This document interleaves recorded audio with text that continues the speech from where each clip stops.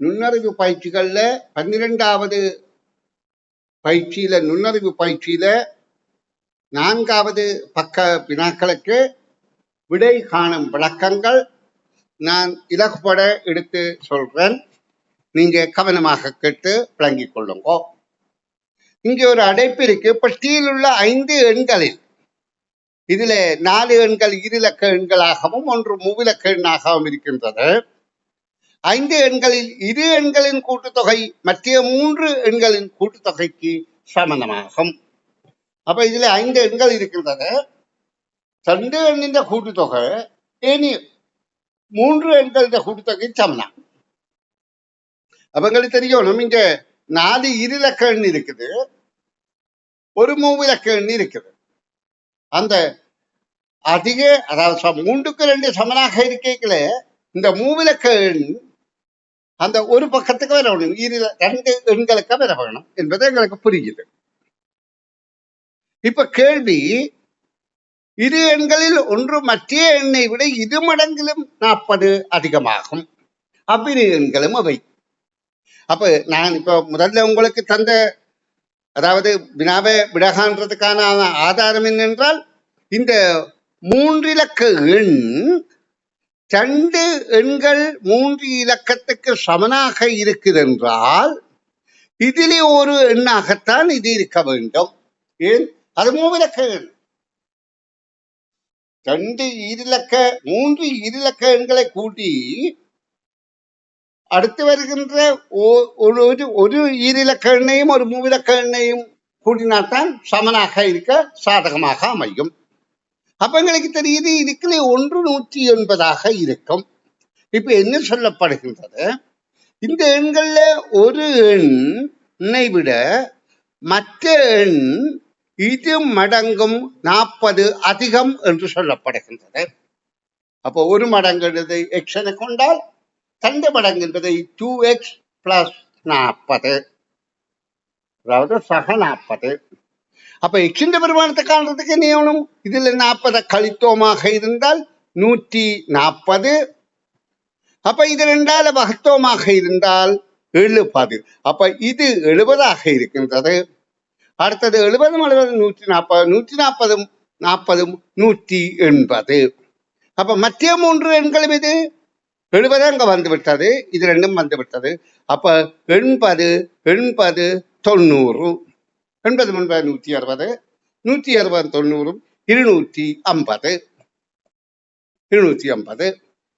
இப்ப இது 2 கூட்டினாலும் 250 தான். அப்ப இப்ப எங்களை கேள்வி என்ன? அவ்விரு எண்களும் அவை. அப்ப எங்களுக்கு தெரியுது அந்த 2 எண்களும் 70 180 என்பது. அப்ப இது கணிப்புகளை விரைவாக செய்து 1 நிமிடத்துக்கு அப்படி அளிக்கணும். அதுதான் திறமை. சரி, இனி 18வது வினாவுக்கு விடைகாண் விளக்கம் தருகிறேன், கவனிங்கோ. இதுல வடிவங்கள் தந்திருக்கு. இந்த அடைப்பில 1 2 3 3 வகையான வடிவங்கள் தந்திருக்கு. அடைப்பில் உள்ள இம்மூன்று முக உருக்களிலும் உள்ள வட்டங்களின் எண்ணிக்கையும் முக்கோணிகளின் எண்ணிக்கையும் சமமாக உள்ள உரு எது என்று கேட்கப்படுகிறது. எங்களுக்கு தெரியும், முக்கோணி என்றால் 3 கோணங்கள் 3 நேர்கோடுகள் இருக்க வேண்டும். ஒரு கோடு வளைகோடா இருந்தா கூட அது முக்கோணி இல்லை, முக்கோணம் அல்ல. அப்ப 3ம் நேர்கோடாக இருக்க வேண்டும். அப்ப இந்த வடிவங்கள்ல நாங்கள் முதல்ல போட்டு பார்த்தால் இது முக்கோணம் இல்லை, இது முக்கோணம் இல்லை. அதே போல வட்டம் என்றால் வளைகோடாக இருக்கணும், இதுவும் வட்டம் இல்லை, இதுவும் வட்டம் இல்லை. அடுத்தது இதுகளும் முக்கோணம் இல்லை, இதுவும் முக்கோணம் இல்லை, இதுவும் முக்கோணம் இல்லை, இதுவும் முக்கோணம் இல்லை. இந்த வடிவங்கள் தங்கள் இயல்பை இழந்திருக்கிறதை இப்ப முதல் பார்த்தோம். இனி இப்ப கேட்கப்பட்ட கேள்வியின்படி 3 வட்டங்களும் 3 முக்கோணங்களும் உள்ளதை பார்த்தால் இதுல 3 வட்டங்கள் சரி, 1 2 3 சரி, முக்கோணங்கள் ஒன்றுதான் இருக்கு. அப்ப இந்த விடை பொருந்தாது. இதுல 3 முக்கோணங்கள் சரி, 1 2 3 வட்டம் ஒன்றுதான் இருக்கின்றது. அப்ப இந்த விடையும் பொருந்தாது. அப்ப இதுல 3 முக்கோணங்கள் இருக்கின்றது சரி, 3 வட்டங்கள் இருக்கின்றது. ஆனபடியால் ஒரு 3 தான் கேள்விக்கான விடை ஆகும். இனி அடுத்த 19வது வினாவுக்கு விடை காணும் விளக்கத்தை பார்ப்போம். வினாவில் உள்ள 6 எழுத்துக்களில்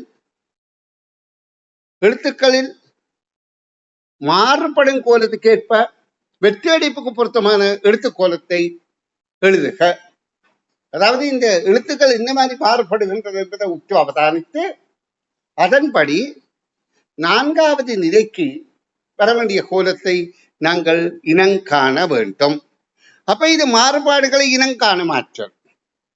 முதலாவது வடிவத்திலே அதாவது இடது பக்கம் இருக்கிற எழுத்தும் வலது பக்கம் இருக்கிற எழுத்தும், அதாவது முதல் எழுத்தும் இறுதி எழுத்தும் ஒவ்வொரு இடம் தங்கள் இடங்களை மாற்றிக்கொண்டன.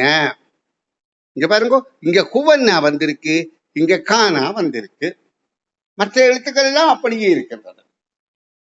அப்ப 2வது நிலையில முதல் நிலையில இருக்கிற இறுதி எழுத்து முதலாவது எழுத்தாகவும், முதல் நிலையில இருக்கிற முதல் எழுத்து அடுத்ததுல இறுதி எழுத்தாகவும் இடம் மாறி இருக்கின்றது. இனி 3வது நிலையை பார்த்தால் இந்த 6 எழுத்துக்களை 2வது எழுத்து 5வது எழுத்துக்கு இடம் மாறி இருக்கின்றது. காவன்னா இருந்த இடத்துக்கு கூனா, கூனா இருந்ததுக்கு காவன்னா.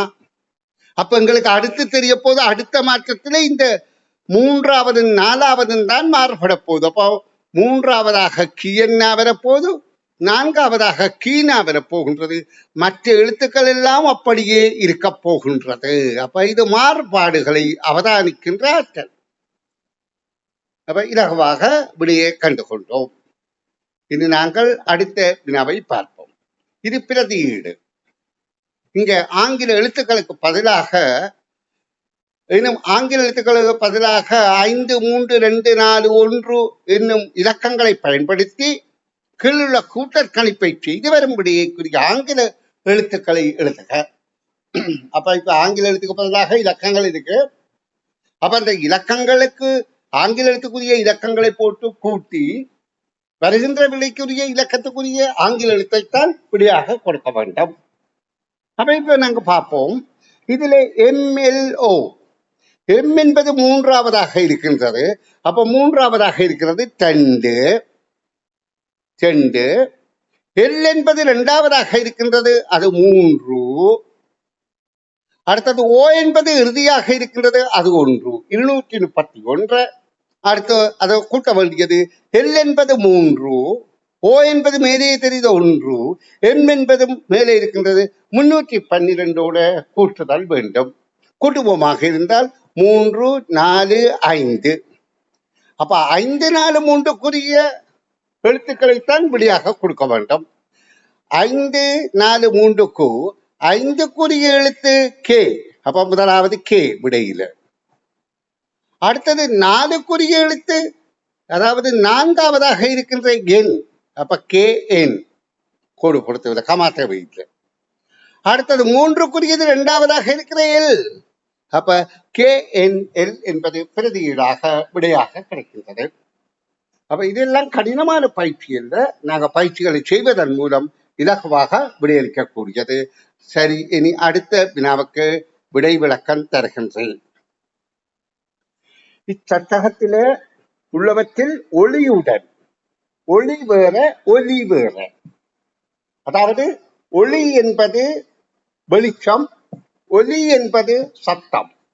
ஒளி மவ்வளவிழி ஒளி என்பது ஒளித்தல் இல்லாது ஆக்குதல். இங்க வெளிச்சத்தோடு தொடர்புடைய இச்சட்டகத்தில் உள்ளவற்றில் ஒளியுடன் வெளிச்சத்துடன் தொடர்புடைய சொற்கள் எவை? வெளிச்சம், சத்தம் மட்டுமல்ல வெளிச்சம். அப்ப காணொளி என்பது வீடியோ. வீடியோ என்பது வெளிச்சத்தால தான் நாங்கள் இந்த ஒளியை காண்கின்றோம், அந்த காட்சியை காண்கின்றோம்.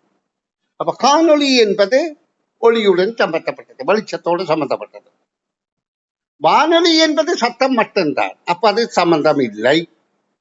தொலைக்காட்சி என்பதும் தொலைக்காட்சி, அதாவது தொலைவில் நடக்கிற காட்சிகளை அண்மையில காட்டுவதுதான் தொலைக்காட்சி பற்றி.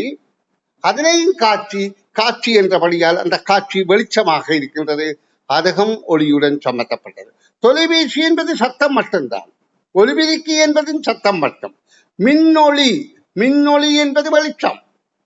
மின்சாரத்து மின்குமிழ்கள் ஒளிரும் போது எங்களுக்கு வெளிச்சம் கிடைக்கின்றது.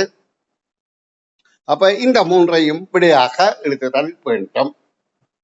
இனி நாங்கள் இந்த பயிற்சித்தாளின் இறுதி வினா, அதாவது 12வது நுண்ணறிவு பயிற்சி தாளின் இறுதி வினாவுக்கு விடை காணும் விளக்கத்தை பார்ப்போம். இவற்றில் பிழையான கோவை அல்லாததும் இல்ல சரி. அப்ப சரியான கோவை. பிழையான கோவை அல்லாதது என்றால் அது சரியான கோவை. சரியான கோவை. கோவை என்பது இங்க கணிப்பு செயற்பாடு. பிழையான கோவை அல்லாததும் சரியான கோவை. பிழையான கோவை ஆனதும் அப்ப பிழையான கோவை. அப்ப சரியானது பிழையானது. அடுத்தது பிழையான ஆனதத்தை குறிக்கும் ஆங்கில எழுத்துக்களை முறையே தருக. அப்ப முதலாவது இது ஏ என்று சொல்லப்படுது, இது பி என்று சொல்லப்படுது.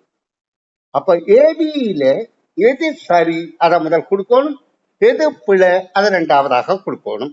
அப்ப இந்த கணிப்புகளை செய்து பார்த்துத்தான் நாங்கள் விடையை அணுகுதல் வேண்டும். இப்ப இதுல இந்த கணிப்புகளை செய்து பார்ப்போம். 6 6 36, 36 6 கூட்டினா 42, 42 3ஆல வகுத்தால், அதாவது 42 நாங்க 3ஆல வகுக்கிறோம், 3 3 அப்ப 1 மீதி 12ல 4, அப்ப அது 14. 14 2ஆல பெருக்கினா 28. அப்ப இது சரியான கோவை. அப்ப கேள்விக்கு முதலாவது விடை ஏ. அப்ப அடுத்தது பிழையாக இருக்கணும், பார்ப்போம். இதற்கும் 5 25, 25 30, 30 3ஆல வகுத்தால் 10, 10 2ஆல பெருக்கினா 20. அங்க 22 வருது. அதன்படியா இது பிழையான கோவை. அப்ப அடுத்ததாக இந்த விடையை கொடுத்தல் வேண்டும். அதாவது மாணவ செல்வங்களே, இலகுவான பயிற்சிகள் நாங்கள் இப்படி செய்து பழகுவதன் மூலம் நுண்ணறிவில சிறந்த ஆற்றல் உள்ளவர்களாக மாறிக்கொள்ள முடியும்.